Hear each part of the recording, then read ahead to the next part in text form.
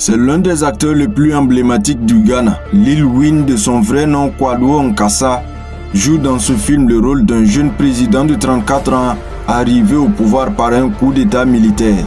Ce président capitaine, devenu le plus jeune chef d'État du continent, incarne bien plus qu'un changement de régime. Il devient le socle d'une révolution, d'un peuple en quête de dignité et d'un continent qui se réveille. Le film, intitulé Captain Ibrahim Traoré de Last African Hero, retrace les événements qui ont conduit ce jeune capitaine à arracher le pouvoir pour libérer son pays des griffes du terrorisme et restaurer l'intégralité de ses territoires.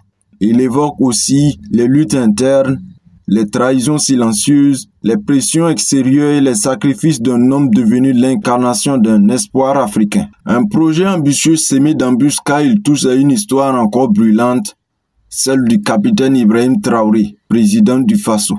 Des pressions sont venues de l'ombre.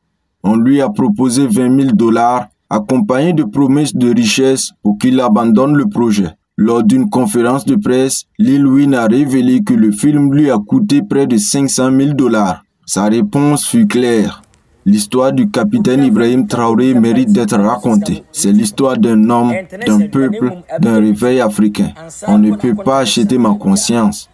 Ce film, c'est ma contribution à la mémoire de notre continent. Dans les dernières scènes du film, une réunion secrète entre puissances étrangères et certains frères d'armes du capitaine est révélée.